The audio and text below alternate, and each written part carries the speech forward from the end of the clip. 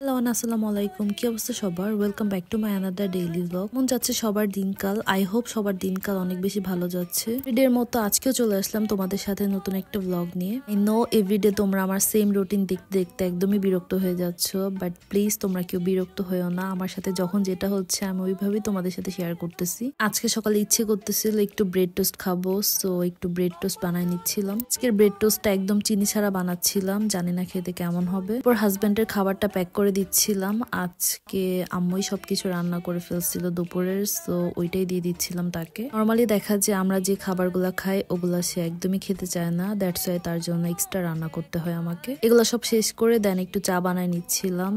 ফার্স্টে ভাবছি যে আজকে চা বানাবো না, বাট পরে আলটিমেটলি বানানোই লাগছে। যতই বলি না কেন খাবো না, বাট খেতেই হয়। অ্যান্ড আজকে আমার অনেক ইচ্ছে করতেছিল একটু শাড়ি পরে পিকচার তুলবো, ভিডিওস বানাবো, সো যেই কথা সেই কাজ। মাঝে মাঝে মাথায় এরকম ভূত চাপে যে যখন যেটা করতে ইচ্ছে করতেছে তখনই করতে হয়, না করলে একদমই ভালো লাগে না। শাড়ি তো মজায় মজায় পরছিলাম, বাট এখন সবকিছু গোছাতে হবে, কজ আমি একদম সবকিছু এলোমেলো করে রাখছি।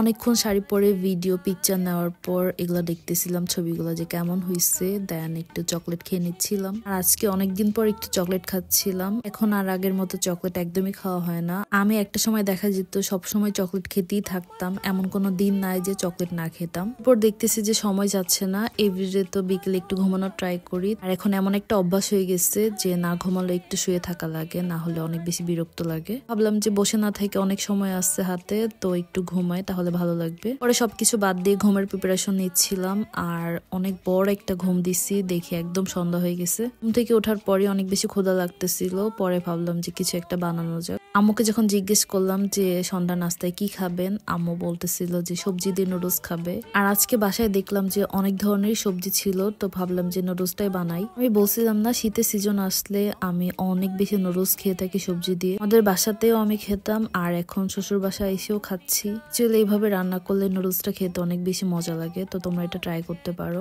এন্ড রাতে আমার জামাই অফিস থেকে আসার সময় কিছু না কিছু নিয়ে আসে, সো আজকেও নিয়ে আসছিল। আজকে যখন সে জিজ্ঞেস করতেছিল কি খাবো, তখন বলছে যে আপনার যা পছন্দ হয় সেটাই নিয়ে আসেন। পরে দেখি সে আমার জন্য প্যাটিস নিয়ে আসছে, একদম গরম গরম প্যাটিস ছিল, খেতে অনেক মজা লাগতেছিল। আমরা এবার সিলেটে যাওয়ার পর জাফলং থেকে এটা নিয়ে আসি, এটা পাথরের ছিল।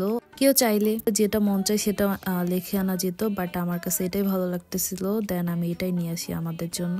রাতে সবার খাওয়ার জন্য একটু মাছ ভাজি করতেছিলাম। যাই হোক, আজকের ব্লগটা আমার এই পর্যন্তই ছিল। আই হোপ আমার ভিডিও তোমাদের ভালো লেগেছে। Please don't forget to like, comment and share. Bye by.